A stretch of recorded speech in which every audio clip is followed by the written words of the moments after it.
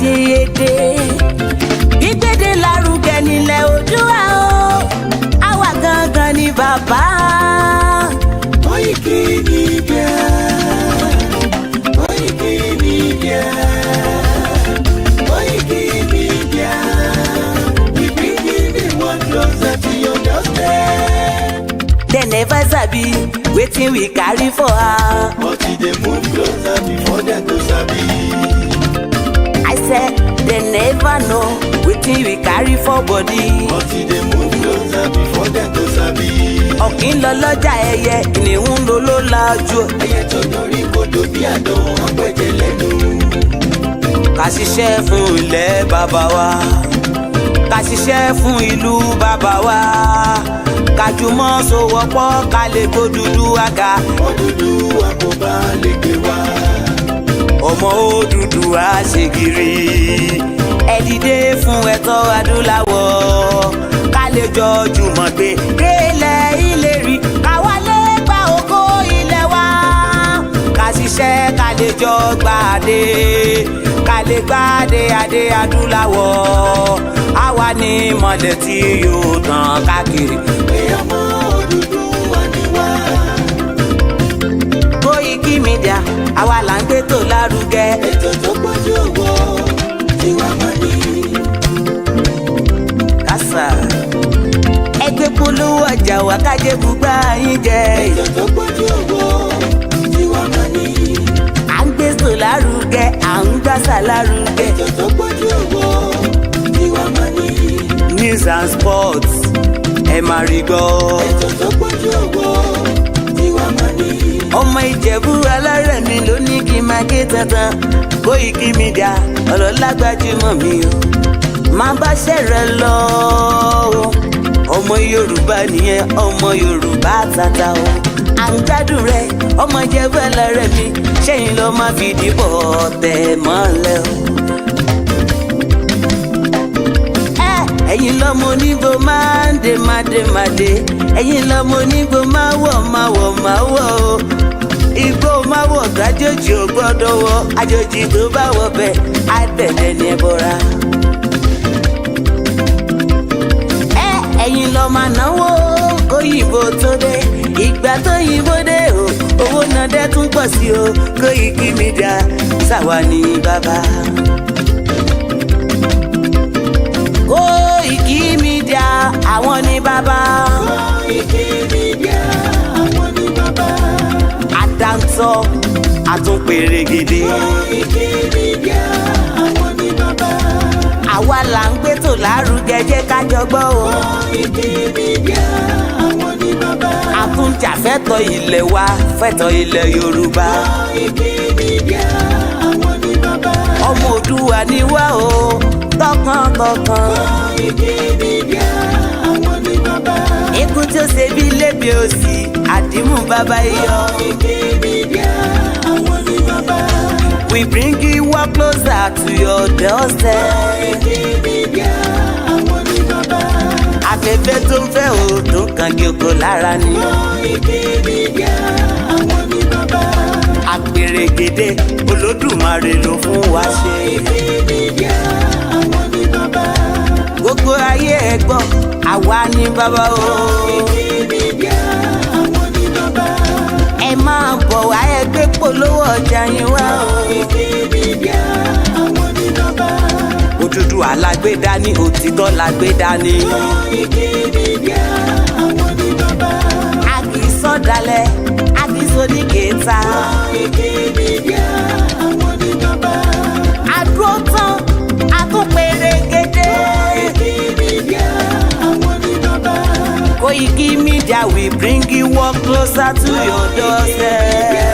àwọn ní bàbá. KOIKIMEDIA is around. to give us latest. Is around o. give us latest. Ladies and gentlemen, ẹ mú kalẹ̀ sílẹ̀ ẹ tẹ́tí ẹ gbọ́ ètò tó pọ̀jù owó. ladies and gentlemen, ẹ mú kalẹ̀ sílẹ̀ ẹ tẹ́tí ẹ gbọ́ ètò tó pọ̀jù owó. KOIKIMEDIA is around. to give us latest. KOIKIMEDIA, we're bringing the world closer to your doorstep.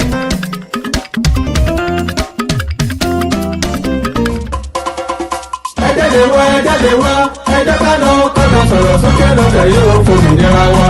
Yorùbá wà lọ̀rọ̀ ìkàn pátápátá la ṣe ń lọ́gbọ́n ẹ̀ tán sétí ọmọ aládé gbogbo nígbàgbọ́ wípé bẹ́ẹ̀ ṣe ń gbọ́ lẹ́yìn náà mọ̀ sọ fún àwọn yòókù kárí ilé kárí oko tí gbogbo wọn sì péjú pésẹ̀ síbi ìwọ́de àlágbá yamuyamu làlújá tó ń bọ̀ lórílẹ̀‐èdè Amẹ́ríkà yìí ti Yorùbá Nation Diaspora Mega Rally in alliance with Yoruba World Media àti Yorùbá Nation Self-Determination parapọ̀ dọ̀kan ṣàgbékalẹ̀ New York Super Mega Rally ọjọ́ mẹ́ta gbáko ló máa fi wáyé bẹ̀rẹ̀ látọjọ́ ìṣẹ́gun Tuesday ọjọ́ kọkàndínlógún oṣù kẹsàn-án títí di ọjọ́bọ̀ Thursday ọjọ́ kọkànlélógún oṣù kẹsàn-án bákan náà látago 7 òwúrọ̀ títí di agogo 4 ìrọ̀lẹ́ New York Times láti máa péjú pésẹ̀ gbóhùn sókè rárá fáyé gbọ́ wípé ó tó gẹ́ Yorùbá Self-Determination is our right Yorùbá fẹ́ dá dúró a fẹ́ kúrò lọ́wọ́ ẹ̀tàn a fẹ́ kúrò nínú ìnira orílẹ̀-èdè Nàìjà bá a sì ń rọ gbogbo àwọn èèyàn wa jákèjádò àgbáyé tó ń bọ̀ wá síbi rálì yìí wípé ká pàdé lọ́jọ́rú 20 oṣù kẹsàn-án ní rally location 78 UN General Assembly 405 West 45 Street New York City New York 10017 fún ẹ̀kúnrẹ́rẹ́ àlàyé síwájú sí i tàbí fún ọ̀kan ọ̀jọ̀kan ìbéèrè tẹ́ bá ní ẹ kàn sí wa látòrí èyíkéyìí wẹ́bsáìtì yìí www.megarally.org tàbí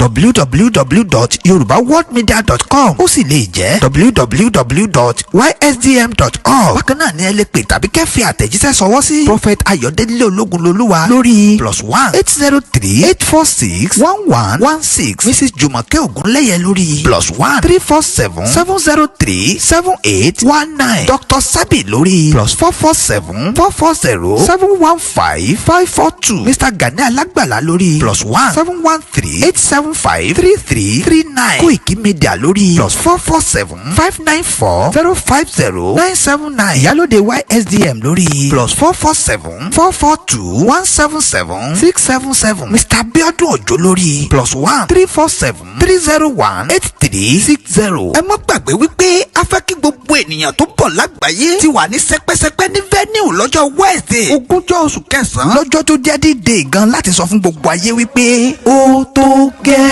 kọ́nà sọ̀rọ̀ sókè lọ́dẹ̀ yóò fòmìnira wa.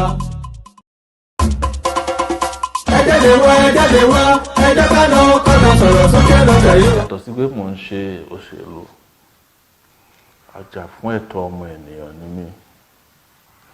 Ẹ̀tọ́ ọmọ èèyàn ó include ẹ̀tọ́ láti sin ohun tí ó bá wù yín. Bẹ́ẹ̀ ṣe wà yìí bó jẹ́ pẹ́ẹ̀nì tó wà lọ́yìn lẹ́sìn gẹ́gẹ́ wàhálà tí yín nìyẹn. Kò sí ẹnikẹ́ni tó ní ẹ̀tọ́ láti sọ pé ẹnìkan ò lè sin nǹkan tó bá wù. Nǹkan tí constitution Nàìjíríà ní sọ nìyẹn. So pé wọ́n wá lọ sí Ìbàdàn wọ́n lọ gbéyàn pé ó bú àwọn kan nǹkan táwọn colonialist máa ń ṣe láyé ìgbà yẹn lọ́ọ̀yẹn náà pè ní sedition dẹ̀ ti end láti 1983. In fact ara àwọn tí wọ́n sọ pé sedition ò dáa làwọn bàbá Bẹ̀górè nílọrin Justice Bẹ̀górè àti àwọn Látàwúrà kò tó ń sọ nípa pé ẹni tí ò bá fẹ́ kán sọ̀rọ̀ òun wọ́n ní kó fi òwú kó fi dí etí ẹ̀ nǹkan tí Nigerian constitution sọ ni èmi ò mẹ́rin tó jẹ́ Tani Ọlọ́run rí mo kàn rí lórí Facebook pé wọ́n lọ gbéyàn láti Ìbàdàn wọ́n ṣe ìwádìí wọ́n ní pé àwọn kan ló lọ ẹni tó tẹ̀ ṣàrẹ́gbẹ̀t yẹn kan tún sọ sórí Facebook kí ló dẹ̀ fà á tí ọ̀gá ọlọ́pàá ṣe lọ́wọ́ sí wọ́n sọ pé Tani Ọlọ́run ń bú ọ̀gá ọlọ́pàá Tani ọ̀gá ọlọ́pàá tẹ́nìkan ò lè bú ọ̀gá ọlọ́pàá èmi ń bú president Nàìjíríà lójoojúmọ́ ṣóyè yín president Nàìjíríà náà ẹni tó bá wò ó lè bú ẹ̀tọ́ ọmọ ènìyàn ni láti sọ nǹkan tí ó bá wù tó bá dẹ̀ bú yín tí ò bá tẹ́yìn ẹ lọ sílé ẹjọ́ civil ilé ẹjọ́ ẹ lọ pe ẹnìyẹn lẹ́jọ́ ẹ ní ẹ̀tọ́ láti gbé ọlọ́pàá láti lọ láti ìlú Ìbàdàn ibi tó ń lọ sọ pé wọ́n gba fake warrant tó ń gbà upper area court kan ní nílọrin wọ́n kàn lọ gba warrant upper area court ò ní jurisdiction ní another state nǹkan tí òfin sọ ni pé tíyàn kan bá ṣe ìjọba ní another state ẹ lọ síbi tó ti ṣẹyẹ ẹ lọ pe ẹnìyẹn lẹ́jọ́ but àwọn mọ̀ wípé tó bá pè lẹ́jọ́ ní Ọ̀yọ́ state kò lè ṣeé ṣe náà ṣe lọ kidnap ẹ̀ wọ́n lọ jí ọ̀gbẹ́ni yẹn gbé ni láti Ìbàdàn wọ́n nà nígbà tó ń dé wọ́n sáré ṣe kangaroo court wọ́n gbé lọ síwájú magistrate wọ́n jù sẹ́wọ̀n wọ́n ti tú àwọn èèyàn wọn sínú ẹ̀wọ̀n bó ṣe ń dé lẹ́wọ̀n báyìí wọ́n tún nà bọ̀bọ́ ẹ̀ bá ṣe ń sọ̀rọ̀ yìí kò lè dìde lórí ẹsẹ̀ kan but kò ń ṣe ìkíní tí àwa máa dá sí ọ̀rọ̀ àwọn èèyàn ní oríṣiríṣi ṣé bí mo ṣe wà yìí gbóhùn yìí o kẹjẹ mùsùlùmí o bájà fún yín tí wọ́n bá fi ọwọ́ lágbá yín lójú tẹ́ bá jẹ́ kírísítẹ́nì o kírísítẹ́nì o bájà fún yín bẹ́ẹ̀ jẹ́ ní ìṣẹ̀ṣe bájà fún yín bẹ́ẹ̀ tẹ̀ sí nǹkan kan rárá tó bá fi ọwọ́ lágbá yín lójú àjà fún yín àwọn tí wọ́n ṣe àṣemáṣe yẹn àṣírí wọn ti wá tún sìn ojoojúmọ́ ló wà lórí Facebook tó ń defend ara wọn pé eléyìí ṣọ̀rọ̀ ẹ̀sìn wọ́n bú bàbá wa ni o wọ́n bú màmá wa ni o kò dẹ̀ sí ẹni tó mọ̀yàn bú tó àwọn tó ń sọ̀rọ̀ yẹn ẹ mọ̀ pé Yorùbá wọn dùn dáadáa kò sí ẹni tí wọ́n lè bú wọ́n ní ó sun ìwé kan ni o àwọn náà wọ́n sun ìwé oríṣiríṣi lójoojúmọ́ wọ́n sun nǹkan eléégún ìmí inú wọn ń pààyàn lórí ọ̀rọ̀ ẹ̀sìn nǹkan tí a ní láti sọ fún un ni pé ṣe ẹni tí wọ́n ń pè ní Ọlọ́run Olúwa kò ń ṣe ẹni tó weak tí ẹ ní láti máa jà fún ṣebí Ọlọ́run ni ó dá ayé àti ọ̀run àbí kò táwọn ń preach nìyẹn o so Ọlọ́run tó dá ayé àtọ̀run yẹn nìyàn kan wá máa ní wá jókòó sínú ìlú kan wá ní pé òun fẹ́ jà fún Ọlọ́run ìyẹn gan-an ó lè jẹ́ kí Ọlọ́run kó bínú sí yín torí ẹ̀ ń fìwọ̀ sí ẹ̀ fi ń kan Ọlọ́run ní ẹ̀ máa sàpẹ́ máa jà fún ó dàbí pé kẹ́ ní adìẹ ń sìn kó ló máa jà fún yín kó ló fẹ́ lọ sí kóòtù fún yín ní láti lọ jà fún yín ṣé adìẹ ń ṣe lọ́ọ̀yà ni adìẹ ń ṣe lọ́ọ̀yà ni no but anybody ẹ jẹ́ kí ó yé àwọn èèyàn wa pé anybody ò ní ẹ̀tọ́ láti fi ọwọ́ lágbá ẹnikẹ́ni ní ojú wọ́n rò wípé ọ̀gbẹ́ni Tani Olohun yẹn pé tó bá fi àjẹ́ wọ́n wá bẹ̀ wọ́n wọ́n wá filẹ̀ wọ́n á máa fi dẹ́rù bà but àwọn ọmọ pé kékeré lakẹ́rẹ́ abẹ́rẹ́ kéré kò ṣe mímì fàdíẹ̀ ó ti há wọn lọ́rùn sìn ìgbàkigbà tí ọ̀gbẹ́ni yẹn bá jáde àwọn náà lẹ́nu lẹ́sìn pé kò yẹ ká máa ṣerú kan báyìí náà kò ní mo fẹ́ sọ fún yín kẹ́yìn ni pé nílùú Ìlọrin nígbà táwọn Sàràkí tán kó gbogbo ìlú yẹn kó mọ́ra tán sọ wọ́n dé amúnisìn wọ́n lọ ṣe ẹjọ́ àwọn náà gba akọ̀ǹkan pa wọn lórí ẹ̀rọ ayélujára wọ́n lọ pè alẹ́jọ́ same thing náà ni wọ́n lọ get magistrate kan wọ́n ṣe wúrúwúrú àwọn wá ṣòwò rẹ o àbá kojú bo wọn táwọn fà á wọ́n seize owó mi tó ń lọ bí $120,000 làwọn Sàràkí seize nígbà tán sì wà ní agbára díẹ̀ ni pé ẹ máa sọ fún àwọn alágbára tó wà mẹ́rin pé power is transient àfọwọ́bà filẹ̀ nílé ayé tí ẹ rí àwọn tẹ́rọ pé wọ́n lágbára ń sin àwọn ẹni máa di alágbára ọ̀la àmọ́ ẹnikẹ́ni tó bá di alágbára a gbọ́dọ̀ fún wọn láyè láti fìyà jẹ ẹnikẹ́ni so nígbà tá a bá wọn fà títí àwa la bẹ̀rẹ̀ nǹkan tó ń pè lọ́tọ́ gẹ́ nílùú Ìlọrin tá a fi gba ìlú Ìlọrin lẹ̀ lọ́wọ́ àwọn fámìlì Sàràkí tó yẹ yín so kò ní òsì wa ìgbà yẹn náà nígbà tá a lọ sí kóòtù wọ́n kó àwọn èèyàn wa wọ́n ná àwọn èèyàn wa wọ́n fẹ́ ná wọn fọ́ lójú ọlọ́pàá náà tẹ̀lé wọn gba ní fídíò fa arábìnrin kan láṣọyà fún mi lórúkọ ẹ̀ ọmọ Ìlọrin ló tẹ̀lé wa pé kí ló dé máa seize owó oṣù rẹ̀ ìgbà yẹn mo wà l'Amẹ́ríkà gbàdá ja ìjà yẹn tán làwọn ará Ìlọrin wò ó mà ṣeé ṣe láti bá àwọn Sàràkí jà bọ́ọ̀rọ̀ ó tó gẹ́ ṣe bẹ̀rẹ̀ nìyẹn ó tó gẹ́ ròdì ń ṣe ó tó gẹ́ but àwọn olótó gẹ́ ń sìn wọ́n ti gbàgbé àkúnlẹ̀yàn àbí àwọn náà ti ń ṣe kí ni wọ́n ń bùgà but ó máa tó yé everybody pé ẹnìkan ò ní ẹ̀tọ́ láti fi ìyà jẹ ẹnìkejì nítorí ẹ̀sìn àbọ̀rọ̀ mi ni pé àparò kan ò ga jù kan láyé àfi tó bá gòrí ebè tẹ́ bá dẹ̀ wà lórí ebè táparò yín ṣẹ̀ṣẹ̀kúṣe wọ́n á fi òfin wọ́n á fi wú ebè yẹn lẹ́sẹ̀ lábẹ́ ẹsẹ̀ yín kẹ́yìn náà lè mọ̀ pé gbogbo we are all equal before the law we are equal also before God so ẹ̀yin ò lè wá máa ṣe iṣẹ́ tí ẹ lè wá máa ṣe Ọlọ́run lórí àwọn èèyàn lẹ́tọ̀ọ́ láti ṣerú ẹ̀. Finally, anybody ló ní ẹ̀tọ́ láti ṣe ẹ̀sìn tó bá tẹ́ wọn lọ́rùn.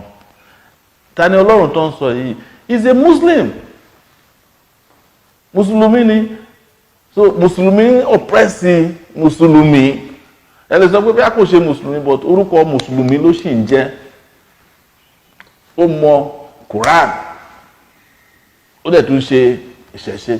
Kí ló ń bí wọn nú fún pé gbogbo àwọn tó ń ṣe Quran tó ń tún fi ewé àti egbò àti làpálàpá tí bí a ṣe wà ní ìṣẹ̀ṣe ti wà kí ẹni ẹ̀sìn tó délẹ̀ Yorùbá gbogbo ń tàṣírí wọn kó tó ń ta wọn lára ní tí wọn ò fẹ́ sọ síta. Àmọ́ mo ṣe sọ àwọn ò ní problem pẹ̀lú anybody but ẹnikẹ́ni ò ní ẹ̀tọ́ láti fìyà jẹ. Bó tún jẹ́ president Nàìjíríà tó bá múyàn lónìí tá a bá mọ̀ pé kò tọ́ àwa á gbà sílẹ̀ lọ́wọ́ wọn. Òun ni bàbá Fálànà ṣe dá sọ̀rọ̀ ẹ̀ pé àwọn gan wọ́n fẹ́nu ara wọn sọ pé Fálànà náà ti wá gba àwọn lẹ́rìí nílọrin nígbà táwọn kan fìyà jẹ wọ́n. So tí Fálànà bá fi wọ́n lẹ̀ ń gbà yẹn ṣáà òun náà lè wá di alágbára lẹ́nìí tó wá dẹni tó ń lọ kidnap yàn láti Ìbàdàn. Tó bá dẹ̀ ṣe tán pẹ̀lú àwọn oníṣẹ̀ṣe wọ́n á lọ sórí kìrìsìtẹ́nì. Tó bá ṣe tán pẹ̀lú àwọn kìrìsìtẹ́nì wọ́n á tún máa lọ sórí àwọn ẹgbẹ́ wọn bí Boko Haram ṣe bẹ̀rẹ̀ nìyẹn. Wọ́n ní àwọn kan ń jó ṣọ́ọ̀ṣì àbí wọ́n ń bọ́ǹbù ṣọ́ọ̀ṣì Catholic Church. Ìgbà tó yá wọ́n bẹ̀rẹ̀ sí ń lọ from mosque to mosque. Freedom is all we want. Give us Oduduwa nation. Free us, let's go. Iléyá, Iléyá mi ò dúró mọ́, Iléyá mi mò ń lọ. Iléyá, Iléyá wa ò dúró mọ́, Iléyá wa ò lọ. Oríṣà ò lè gbé ní, ó yẹ kó fi ní sílẹ̀ bó ṣe bá ní. Iléyá, ó ti yá. Iléyá wa ò dúró mọ́, Iléyá wa ò lọ. United Nations, ẹ fún wọn lómìnira, Odùduwà nation là ń fẹ́. Iléyá, ó ti yá. Iléyá wa ò dúró mọ́, Iléyá wa ò lọ. Ẹkùn ń gbọ́mọ àjẹsẹ̀ yá káwọ́ lẹ́rọ̀, bó bá gbọ́mọ ọba o, ariwo wá ta. Iléyá, Iléyá wa ò dúró mọ́, Iléyá wa ò lọ. Gbogbo ẹ̀yin gómìnà South West pátá, ẹ má wò wá níran, ẹ bá wa dá sí i. Iléyá, Iléyá wa ò dúró mọ́, Iléyá wa ò lọ. Gbogbo ẹ̀yin ọba ilẹ̀ Yorùbá pátá, ẹ má má dá wa dá o, ẹ bá wa dá sí i. Iléyá, ó ti yá. Iléyá wa ò dúró mọ́, Iléyá wa ò lọ. Ààrẹ Ọ̀nà Kakanfò ilẹ̀ Yorùbá, ẹ má wò wá níran o, ẹ bá wa dá sí i. Iléyá, ó ti yá. Iléyá wa ò dúró mọ́, Iléyá wa ò lọ. Ṣé Sunday Adéyẹmọ Ìgbòho, Professor Banji o, ẹ bá wa dá sí i. Iléyá, ó ti yá. Iléyá wa ò dúró mọ́, Iléyá wa ò lọ. Gbogbo ẹ̀yin social cultural group pátá, ẹ má jẹ́ ọ̀rẹ́ yín o, ẹ jẹ́ àjọṣe o. Iléyá, Iléyá wa ò dúró mọ́, Iléyá wa ò lọ. Gbogbo ẹ̀yin ọmọ Yorùbá nílé ní diaspora, ẹ má jẹ́ ọ̀rẹ́ wa o, ẹ jẹ́ àjọṣe o. Iléyá, ó ti yá. Iléyá wa ò dúró mọ́, Iléyá wa ò lọ. Mùsùlùmí Kìrìsìtẹ́nì ẹlẹ́sìn àbáláyé, ẹ má jẹ́ ọ̀rẹ́ wa o, ẹ jẹ́ àjọṣe o. Iléyá, Iléyá wa ò dúró mọ́, Iléyá wa ò lọ. Iléyá o, Iléyá o, Iléyá wa ò lọ. Iléyá, Iléyá wa ò dúró mọ́, Iléyá wa ò lọ. Ilé ti yá, ilé ti yá, Iléyá wa mò ń lọ nísòní o. Iléyá, Iléyá wa ò dúró mọ́, Iléyá wa ò lọ. It's Amori Oduduwa on the mic, on the mic.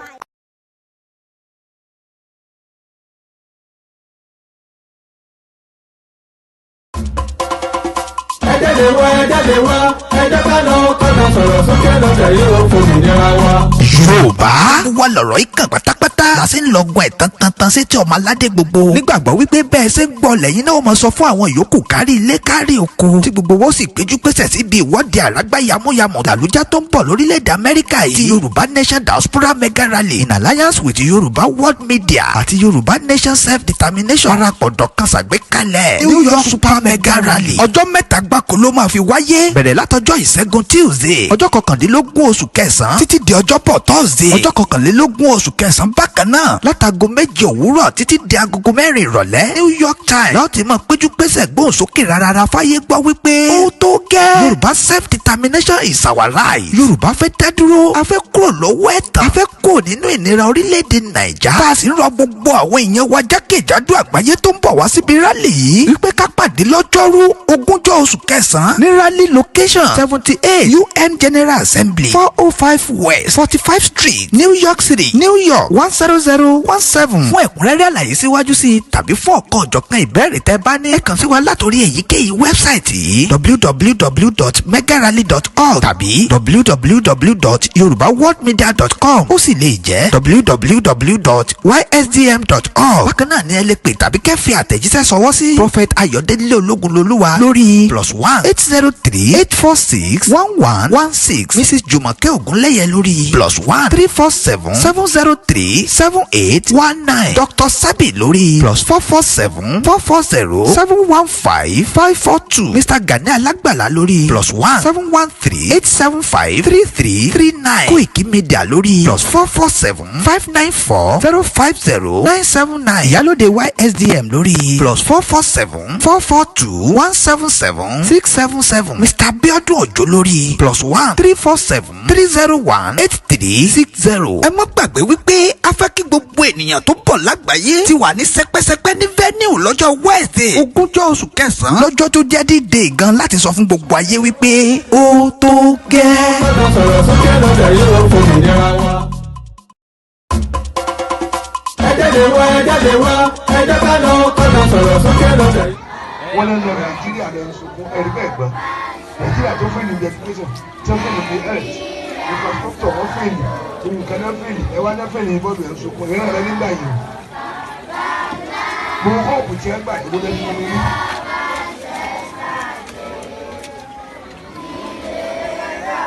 àfáàmì náà wá sí o tó ní wọn nà ọmọ wọn lábẹ́ ọmọ ìdánù wọn. kọ́lá tí Nàìjíríà máa bá bọ́ ìjọba ìgbèkùn ìlú wà náà tí wọ́n sọ. ẹyẹ gémi eré pa ẹgbẹ́ ìgbè gbogbo kò sẹ́ni kí ló kò sí pa. bẹ́ẹ̀ yóò pọ̀ sí ìlérí òkú lọ sí ìgbà. ìṣẹ̀lẹ̀ kò sómi. wọ́n kó ìyàwó ọdún mẹ́fà wọn ò ní ṣe ewu kó pàrọ̀ àdúgbò tán. wọ́n lọ lọ Nàìjíríà lọ sunkún ẹ̀rí bẹ́ẹ̀ gbọ́ Nàìjíríà tó fẹ́ ní education tó fẹ́ ní health infrastructure wọ́n fẹ́ ní ohun kan náà fẹ́ ní ẹ̀wá náà fẹ́ ní bọ́ọ̀lù ẹ̀sùn ìwé rẹ nígbà yìí gbogbo kọ́ọ̀pù tí wọ́n gbà ìwé lẹ́nu wọn ní.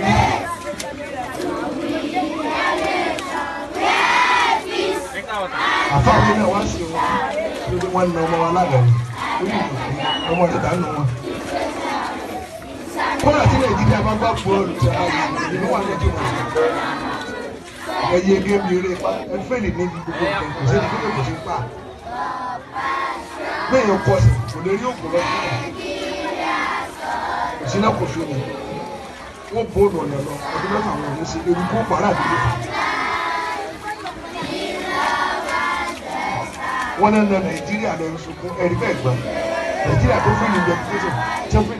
orúkọ mi ni Sunday Adéyẹmọ tí gbogbo yẹn mọ̀ sí Sunday Ìgbòho sàmùgbẹ́tẹ̀ bá jọ ọmọ Ìbàdàn tó bá ń gbé kó wọ́n mọ̀ pé ní bàbá Ìbàdàn wọ́n lè mọ̀ pé ẹlẹ́mìí àpè ní Ìbàdàn so ọ̀pọ̀lọpọ̀ yẹn tó bá ń gbé lu òdì kejì tó bá jọ ọmọ bòmí ó kọ ìlú tó ti wá yẹn ní wọ́n máa fi pè é níbi tó ń gbé èmi náà jẹ́ kan náà tó kópa nínú ogun Mọdákẹ́kẹ́ àti Ifẹ̀ so ọ̀pọ̀lọpọ̀ àwọn tó bá gbọ́ sórí ogun yẹn tó ń gbọ́ gbogbo pa tí mo kó mẹ́rin pé ọkùnrin mẹ́rin ogun bàbá yẹn ń gba ogun ó ṣe báyìí ó ṣe báyìí ó máa ń jẹ́ kí ẹlòmíràn pé ọkùnrin ni akíkanjú ọkùnrin ni gbogbo wa wàhálà Ládọjà àtàwọn bàbá dídí búmbàdàn náà gbogbo àwọn tí wàhálà yẹn sojú wọn wọ́n fẹ́ impeach Ládọjà, wọ́n fẹ́ yẹ Ládọjà ń pò, wọ́n fẹ́ gbàjọba lọ, wọ́n fẹ́ yẹ Ládọjà jẹ nǹkan kan tèmi dẹ̀ dúró ti ń gbà yẹn gbogbo àwọn tó rí pa tí mo kó láti pé kán mọ́ rí Ládọjà yẹn jẹ́ ń gbà yẹn sùtẹ́lẹ̀ mi bá rí mi èrò yẹn pé ọkùnrin mẹ́ẹ̀ẹ́dọ́gbọ̀n nìyẹn bí wọ́n ṣe bọ́ta ṣe pọ̀ tó Ọlọ́run ṣẹ́gun wọn fún èròǹgbà mi lórí ìgbésẹ̀ àwọn Fúlàní yẹn ni pé ẹnu Yorùbá gbọ́dọ̀ kò tí wọ́n bá mọ̀ pé wọ́n fẹ́ ká bá Fúlàní jà káwọn bàbá wa gbogbo àwọn ọba wa gbogbo àwọn bàbá wa wọ́n ṣáájú kàn pè wá sí mítì kan dẹ̀ fún wa pé tó àwọn ọmọ yìí o kí ròyìn dé sì gbé kí gbogbo ayé rí pé tó àwọn ni wọ́n sọ pé tó ká kojú wọn gbogbo ibi tí yàrá ti fẹ́ jẹ Yorùbá ká fèsì ibẹ̀ Ọlọ́run mọ̀mọ̀ mú wa agbára mélòó wà làwọn Fúlàní wa ní wọn ò tó ń tó ń pera wọn wọn fọlọ́gbọ́ra fún yín wọn ò tó ń tó ń pera wọn Ọlọ́run bá lódùmarè ń gbọ́ ṣùgbọ́n tá a bá ní nǹkan tí àwa náà ní lọ́dọ̀ àwọn bàbá jogún náà bàbá ká bẹ̀rẹ̀ sí lò ó sì ká bọ́ta wọ́n sọ wá ló kọ́ míì táwọn bàbá bá mọ̀ pé yà ń jẹ àwọn Yorùbá kàn pe gbogbo wa sí mítìn kàn pe Ọọ̀ni kàn pa Láàfin kàn pa àwọn bàbá Àwùjalẹ̀ gbogbo àwọn ọba yẹn tó bá jókòó kàn wá pè wá kàn invite gbogbo wa wá Ọlọ́run bá lágbára èmi ò tó nǹkan kan àwọn tó tún lágbára jù wá lọ pọ̀ tó pọ̀ jù bẹ́ẹ̀ lọ kàn pe gbogbo wọn jọ so tí èsì tó máa pè wọn jọ tó bá mọ̀ pé lè kan ru wa náà ipá náà sì lè ní pátá lè kó kọ́ pè wá káwájọ jókòó káwo bá ṣe fẹ́ ṣe tí ò ní sí nǹkan kan ẹ̀mí gbọ́n kankan mọ́ ẹlòmíì bẹ́ẹ̀ ń gbọ́ gbòó ni kò wúrí mi rí ẹlòmíì á ní ó lè kọ̀máǹdì mọ́ ó lójú àwọn tí mo ṣe lójú wọn rí ẹlòmíì á ló lè ṣe báyìí ẹlòmíì tí bá ṣe kan lójú ẹ̀ yóò sọ mẹ́wàá ṣé nǹkan tí mo sọ yìí ẹlòmíì á sì ní ẹnu ni so àwọn tí wàá mọ́ sọ pé nu nìyẹn èmi mọ́ bẹ́ẹ̀ lọ́n kí nǹkan dẹ̀mí àti wọn pọ̀ wọ́n lè rí pé kì í sọ̀rọ̀ ẹ̀nà ṣùgbọ́n pé kẹ́nìkan wá lóhun dìde ṣe èmi ìwọ ni mi Sunday Igboho mo wá bọ́ ọ̀tá o àbá nígbà tí wọ́n bá fi Dọ̀tún la Buhari ó pàṣẹ láti Àbújá sọ́jà tí ó ka mọ́ta nkìdé yóò ju togun Boko Haram tó ń jẹ́ ilẹ̀ Haúsá lọ wọn ò ríra wọn bẹ̀ yẹn tá a bá dẹ́rẹ̀ wò nísìn ẹ̀ rí i pé wọ́n yìí máa lọ́wọ́ gbogbo táwọn ń ṣe ilẹ̀ Haúsá tó ń mú jẹ yẹn tá a bá dẹ́rẹ̀ wò nísìn wọ́n yìí máa lọ́wọ́ torí pé àwọn Yorùbá kan náà ni ó lọ bá wọn lọ́hùn tí wọ́n sọ pé àwọn ọmọ bí wọ́n ṣe wọ́n ṣe nu pa ẹ̀ làwọn ọmọ ayákìlá làwọn ọmọ bẹ́ẹ̀ wọ́n yẹn ta la parí ta ìyá yóò la parí ìbíjà yẹn làlá fẹ́ gbé ó tó fi gba sùúrù nìyẹn ó gbọgbọ́n kì í ṣe nǹkan tí yẹn kàn kágbádá ọrùn tó kó funpá tó kó lóńdè tó gbé bọ̀kọ́rùn tó lọ́fẹ́ lọ pàdé Fúlàní o bí bẹ́ẹ̀ kọ́ wọ́n sọ di nǹkan mímọ́ yẹn lọ àfi kéèyàn jókòó kó lọ́wọ́ àwọn bàbá yẹn táwọn bàbá yẹn ó ṣèwé kán sáyìn fún wa pé àwa la ṣèwé fún yín pé ìyà gbọ́dọ̀ jẹ Yorùbá gbogbo bíkíbi tí ilẹ̀ Yorùbá dé ẹ lọ ṣàbò lórí ẹ̀pà àwọn ọmọ tẹ bá mọ̀ ń bẹ kẹ́ ṣàbò àwọn ọmọ ń bẹ lẹ̀lẹ̀ bàbá mi àwọn ọmọ Yorùbá ń bẹ ńlẹ̀ tí wọn ò ní sá rárá àwọn ọmọ tẹ́wọ̀n tán jókòó àwọn ọmọ tẹ́wọ̀n tán jókòó wọ̀nyí wọ́n yìí sọ wọn ìṣẹ́ran rírọ̀ but ọgbọgbọ́n àlèkè pé ẹ mọ lọ sí Ìkirè ibi tí wọ́n ti ń kidnap Yorùbá ẹ mọ lọ Òṣogbo ẹ mọ lọ lọ́rin ẹ mọ lọ sí yóò di nǹkan mímu wa lọ́wọ́ tó bá ti dá wọn lójú pé àwọn làwọn bí wa àwọn sì làwọn bàbá àwọn ni bàbá wa lẹ̀ Yorùbá ń bí wọ́n sì ṣe bàbá burúkú wọ́n dẹ̀ sọ̀dàlẹ̀ bàbá tí fìyà jọmọ káwọn náà bá gbádá rẹ̀ kàn ó tì wá síwájú bàbá lọ bàbá nílọ káwọn bá gbádá rẹ̀ kàn ní ká nìṣó níbẹ̀ bàbá lọ bàbá nílọ bá wọn gángan ò ṣe bẹ́ẹ̀ torí táwọn bàbá kan náà ń bẹ tó ń gbà ń bẹ̀ àwọn oníṣẹ́ jù báwọn lọ bọ̀ táwọn bá jẹ́ bàbá dáadáa tí wọ́n dẹ̀ fẹ́ fi àtúbọ̀tán rélẹ̀ fáwọn ọmọ wọn kọ̀ ẹ̀ kí wọ́n gbàbọ̀dẹ̀ fún Yorùbá ọ̀ ẹ̀ kí wọ́n pè wá ká bọ́ ta ni káwọn dẹ̀ dúró tì wá pé ó yẹ nìṣó níbẹ̀.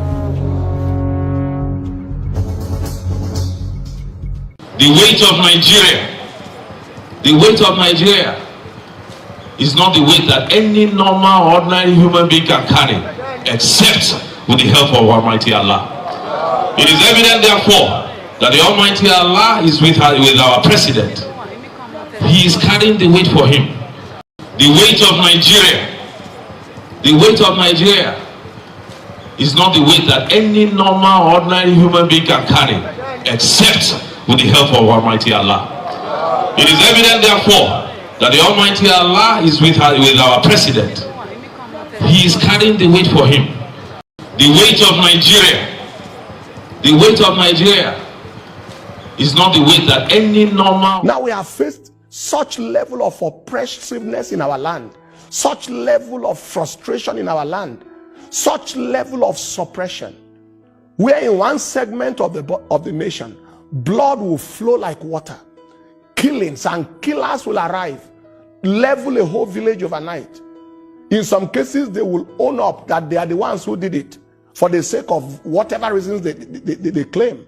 Nobody is arrested. Nobody is prosecuted. Nothing happens. No consequence. In another part of the country, probably the southwest or south or southeast, Some people come out for demonstration, and before you know it, people are leveled to the ground. People are arrested. All right? So there is one law for one part and one law for another part. That is the situation we have faced so far, the situation of injustice and inequality. Now you look at the situation with appointments and positionings, and it will appear to you as if intelligent people don't exist in no other part of the country apart from some parts of the country. We have a multi-ethnic country. We have a multilingual country. We have a multi-religious country with two dominant religious bodies in the nation. But if you look at sensitive positionings, whether it's in the executive, in the judiciary, in the legislative, in the military or paramilitary, it appears as if there are no people in any other part of the country. Take a look at this. You have President Northwest Muslim. You have Senate President Northeast Muslim. You have INEC Chairperson Northwest Muslim. You have Speaker of the House of Representatives Southwest Muslim. You have Chief of Air Staff Northeast Muslim. Minister of Defense Muslim North. Chief of Army Staff Northeast Muslim. Inspector General of Police North Central Muslim. National Security Advisor Northeast Muslim. Director National Intelligence Agency Muslim North. Director General SSS Northwest Muslim.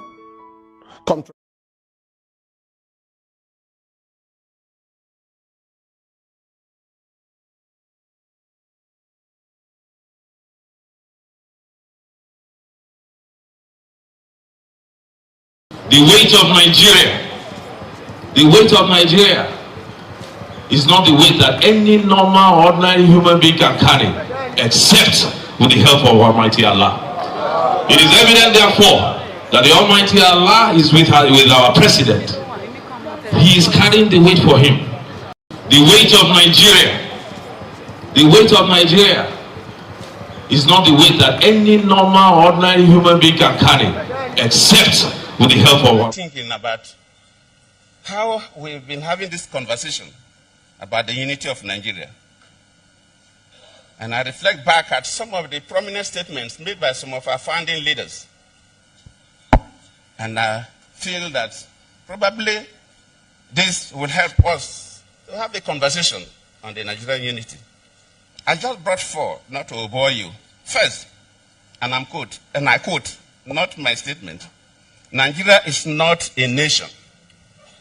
It's a mere geographical expression. There are no Nigerians in the same sense as there are English, Welsh, or French. The word Nigerian is merely a distinctive appellation to distinguish those who live within the boundaries of Nigeria from those who do not. This is accredited to Chief Obafemi Awolowo, the former Prime Minister of the Western region. The second one, and I quote, it is true that we politicians always delight in talking loosely about the unity of Nigeria. 60 years ago, there was no country called Nigeria. What is now Nigeria consisted of several large and small communities, all of which were different in their outlooks and beliefs. The advent of the British and that of Western education has not materially altered the situation, and the many and varied communities have not knit themselves into a composite unit. This is accredited to Sir Ahmadu Bello, former Premier of Northern Region. The third, and I quote, since 1914, the British government has been trying to make Nigeria into one country. But the Nigerian people themselves are historically different in their backgrounds, in their religious beliefs and customs, and do not show themselves any sign of willingness to unite. The Nigerian unity is only a British intention for the country. This is thinking about how we've been having this conversation about the unity of Nigeria. The weight of Nigeria, back at some of the the weight of Nigeria some of our founding leaders. is not the weight that any normal, ordinary human being can carry, except with the help of Almighty Allah. It is evident, therefore, that the Almighty Allah is with our president. He is carrying the weight for him. The weight of Nigeria, the weight of Nigeria is not the weight that any... They drink, they fornicate, they do all the things that all human beings do. So it's not a question of religion. There's no question of anybody being truly a Muslim there. You know, even I knew a chief judge who was supposed to be leading Muslim prayers, who anytime he came to me in my official residence, he would put a brandy or whiskey in a mug and be drinking, and they would smoke and all that. So I don't think it's religion. When they started this Sharia, how many of them are obeying the Sharia? How many of them? No, not none of their leaders.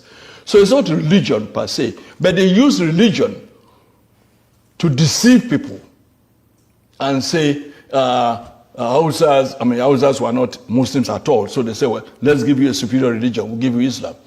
But that didn't apply to the South, because we've had Muslims in Yoruba land even before 14th century.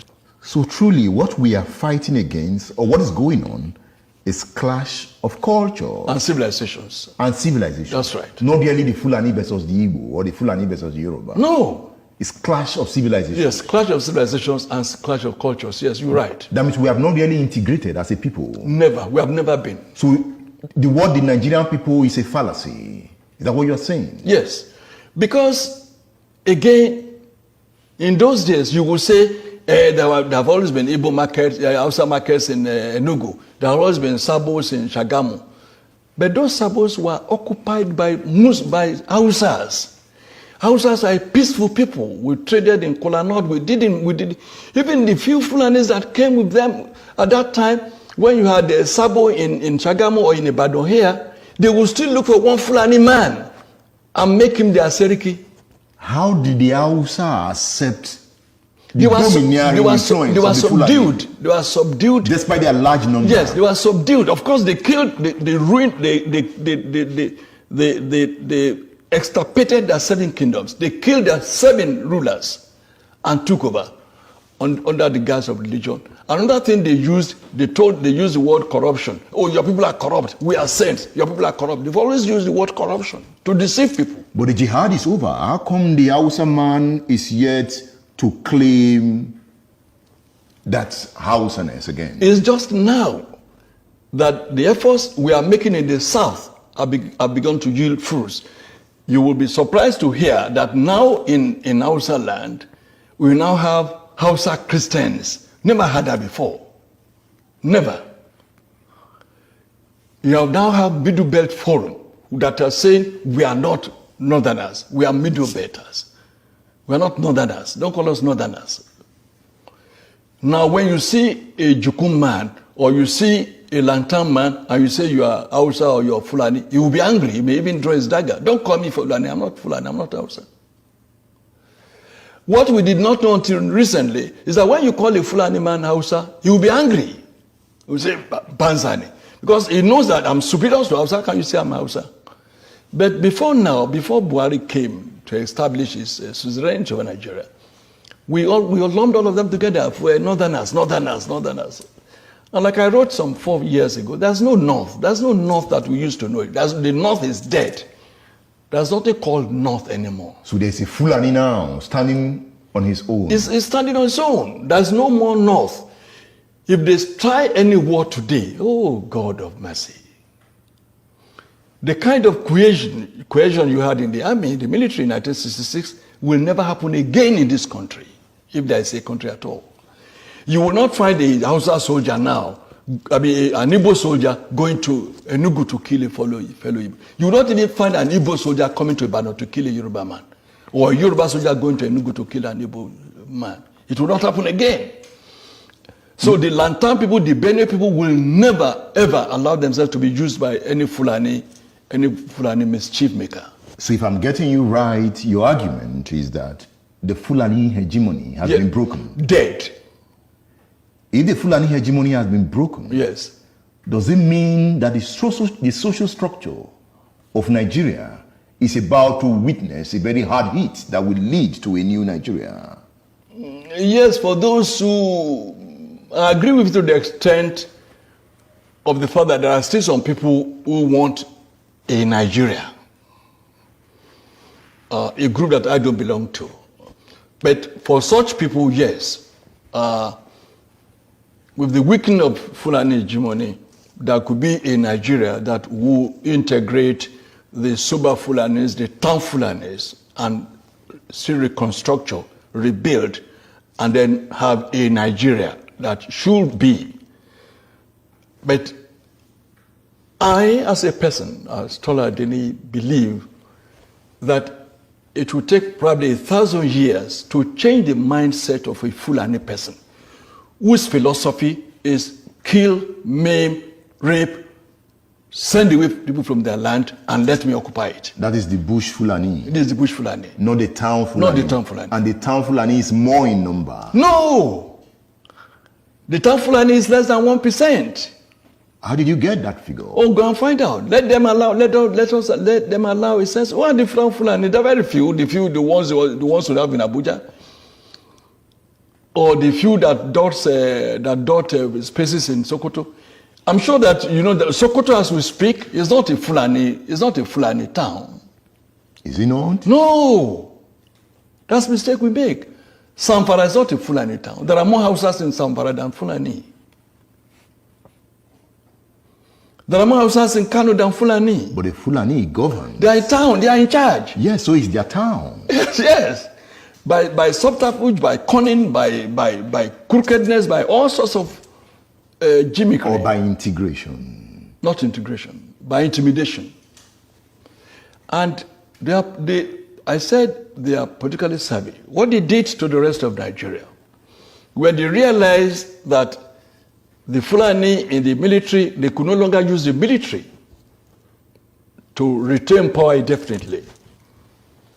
Since they've had power, they had access to the treasury, they say, oh yes, Edmond is from the east, or wherever, brilliant man, he may likely oppose us and contest with us and rival us. Let's make him an ambassador. Let's give him an oil block. Let's make him a billionaire. We padlock his mouth. Let's get an Abiola. Make him a billionaire. Let's get this. Let's get that. And make them big. They will never be able to look us in the face. Then we can continue. Looting the treasury. We can continue. And once when we are in control of the treasury, we are in control of everywhere. So we can hire thugs. We can do whatever we would like. And that is why they introduced what I call plutocracy into Nigerian political etymology. Plutocracy. Meaning? Plutocracy is the government of the rich. Yeah. Oligarchy is the government of the muscle men.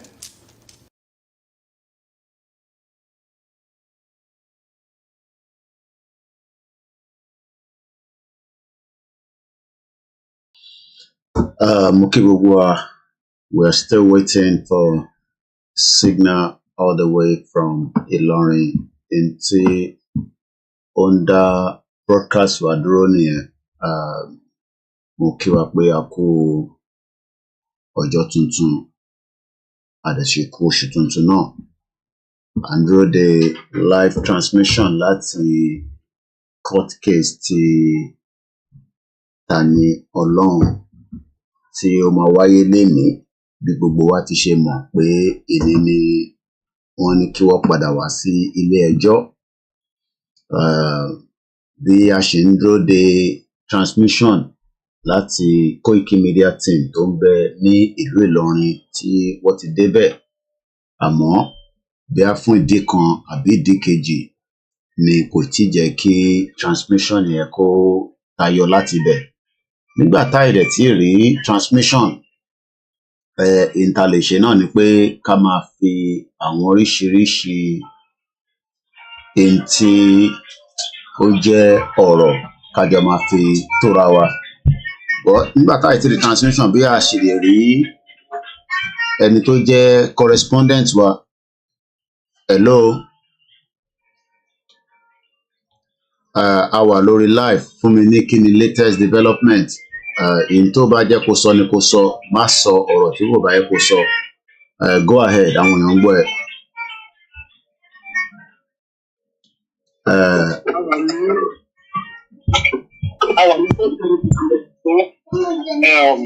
Àwọn pm wọ́n jẹ́ ká lọ sí àwọn ọlọ́pàá wọ́n ti kàn dúnà fún gbé báyìí láti onígbé àti ìdájí gẹ́gẹ́ bí nǹkan tá a gbọ́. So bàbá náà débì wọ́n jẹ́ ká wọnú àdúgbò tó léde sádùúgbò court. Kódà ẹgbẹ́ àdúgbò court gbọ̀ngàn ẹgbẹ́ kọ́lá wa wọ́n àdúgbò tó léde sádùúgbò ẹ̀ ibẹ̀ làwa wà. So bàtà wá ní pé àwọn tó rí kọ́ ní pé activist ni wọ́n pọ̀ láàrin àwọn àtàtà ẹ̀ wọlé yìí. Àwọn tó wá ń bọ̀ tó wá tó wájú oníṣèlú tó wá ń bọ̀ sí wọ́n ti gbé bẹ́ǹchì sọ́nà báyìí sí wọ́n ti stop wọn dá wọn padà sẹ́yìn because báyìí kò fẹ́ kí àwọn oníṣèlú ká tẹ̀lé kéèsì ẹ̀ báyìí lónìí. Ṣáìdì bọ́ lọ ti dá. Àwọn afáwọn yẹn wọ́n ní pé bọ̀dá wọ́n sì ń táwọn afáwọn yẹn ti wà ní kóòtù gangan wọ́n ti mọ wájú kóòtù gangan àwọn ní bọ́dí jẹ́ káwọn yẹn wọlé tí wọ́n yẹ káwa wọlé o ṣùgbọ́n àwa ti ṣáàfù bí bíjọ sí ìgbìbí activist àtàyè wọlé wọn ọ̀wá jẹ́ ká ọ̀wá lè wọn bó ṣe máa lé wa ṣùgbọ́n ọ̀jẹ́ ká wà ọ̀jẹ́ ká kọjá ìta wáyé ọ̀jẹ́ ká lọ síbi kóòtù náà làwọn muslim yẹn ti wọn àgbẹ̀ṣà ṣùgbọ́n ó ṣẹlẹ̀ ní ẹ̀sìn so àwọn wọ́ọ̀ṣì sì wọ́n sì ń lé àwọn èèyàn wọ́n ti fi bẹ́ǹchì kí ọ́nà wọ́n ti kọ̀ọ̀dún náà fi ìgbà because police headquarters Ìlọrin jẹ náà ẹgbẹ́ àdúgbò kọ́ lọ́wọ́ wà so gbogbo àwọn ọlọ́pàá yẹn ti wà everywhere bí wọ́n part with patrol van wọn and everything kò ló ṣẹlẹ̀ ní ẹ̀sà so kọ́ọ̀tì yẹn ló máa ti ṣẹlẹ̀ bí ọwọ́ 10 o'clock nítorí 11 ló sì máa ṣẹlẹ̀ ṣùgbọ́n wọ́n ti wọ́n ń gbà láti gbé ìdájí nítorí èèyàn yẹn kan. So that is what is happening now and àwọn adé ti lọ bá wọn àwa press ta wà ní tó jẹ́ pé online bọ̀dá àwọn ọ̀fẹ́ intimidate wa like we were trying to intimidate us wípé wọ́n béèrè pé kíní wo ni àwa ní online media ni wọ́n pé ṣùgbọ́n ọ̀gá máa wọ́ọ́rí pé a máa ń pè ọ́ media náà sẹ̀yìn wa wọ́n ní you see now our department intimidate wa pé mọ̀ pé online media ni wọ́n and the person we came to is our man. Ṣé lọ́ọ̀yà ti wà ní court? Ṣé lọ́ọ̀yà ti wà ní court? Ṣé òun gbọ́n tí mò ń sọ ẹni tí bá ń béèrè ni kò dáhùn? Ṣé lọ́ọ̀yà ti wà ní court ni mò ń béèrè? Ṣé lọ́ọ̀yà ti kọjá lára yín? Yes. I think there's a network.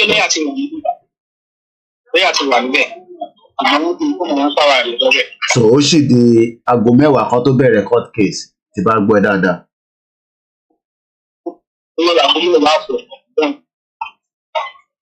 Ó ní kí ni ẹ?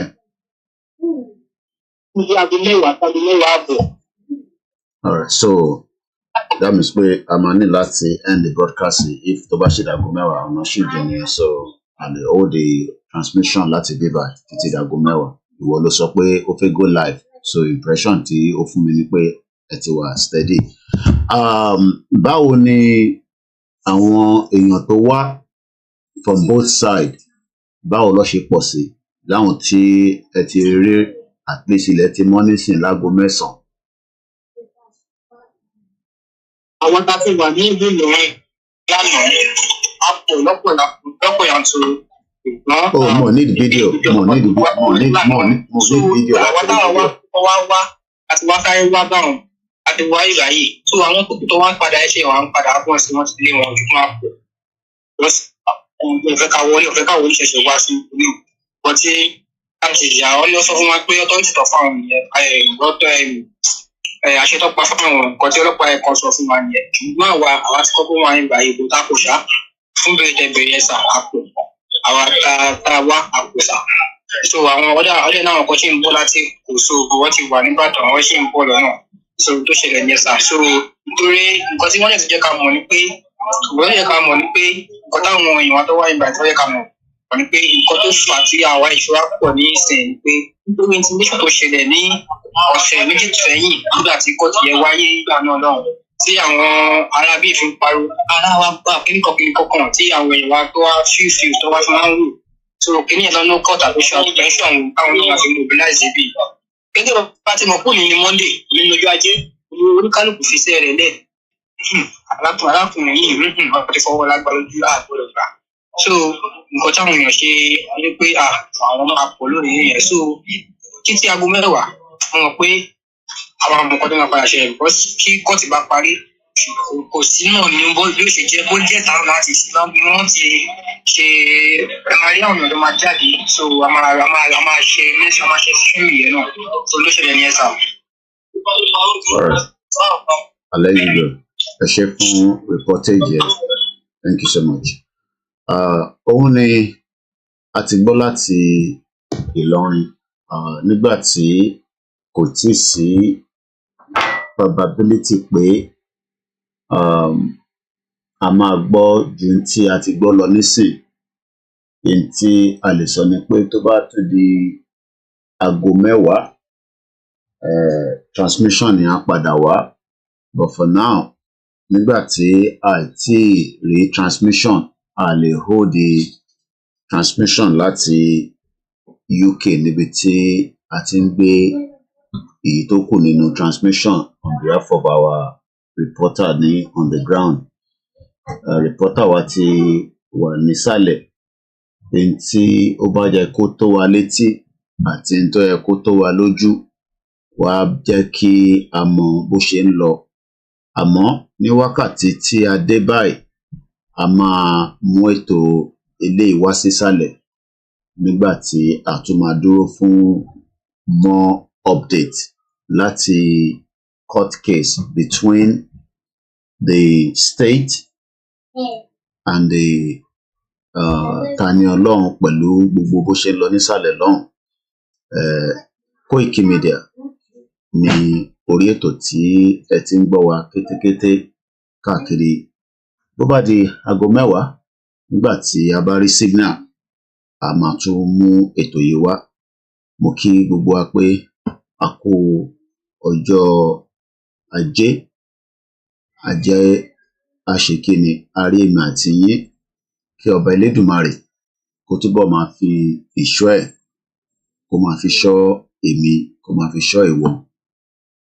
Mo kí gbogbo wa lẹ́ẹ̀kan sí o àníri ìbáyẹn lọ ó tún di aago 10 nígbà tí a bá tún padà wá tí a bá ní ohun tí a ní láti bá yín sọ. Ó dàbọ̀.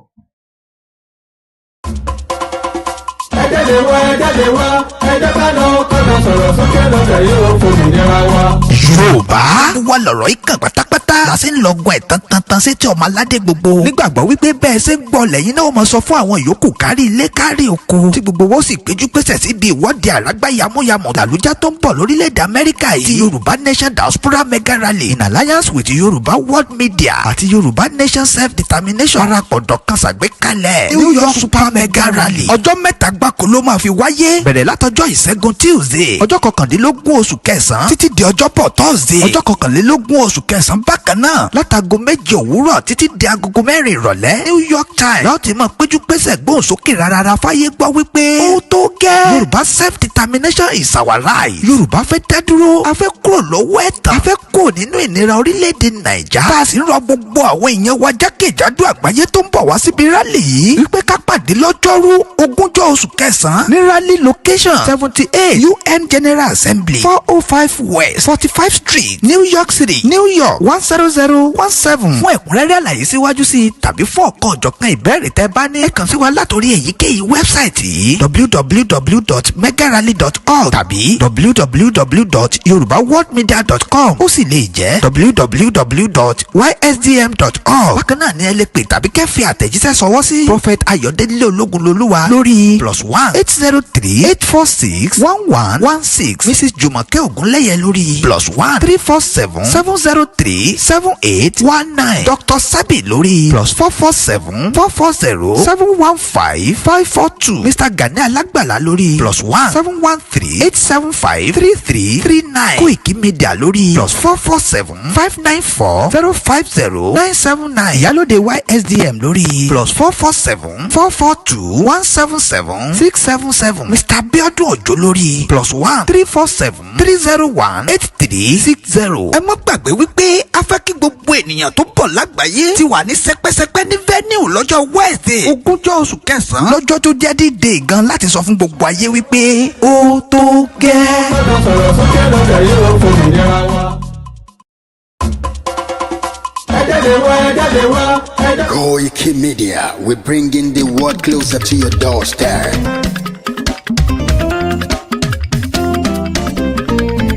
KOIKIMEDIA, KOIKIMEDIA, KOIKIMEDIA, we bringing the world closer to your doorstep. KOIKIMEDIA, KOIKIMEDIA. KOIKIMEDIA, we bringing the world closer to your doorstep. Àwọn sálára àgbà yìí dá, àwa ló láṣà àti èdè. Gbígbédè lárugẹ nílẹ̀ Oòduà o, àwa gangan ni bàbá. KOIKIMEDIA, KOIKIMEDIA, KOIKIMEDIA. Closer to your doorstep. They never sabi wetin we carry for her, but they move closer before they go sabi. I said they never know wetin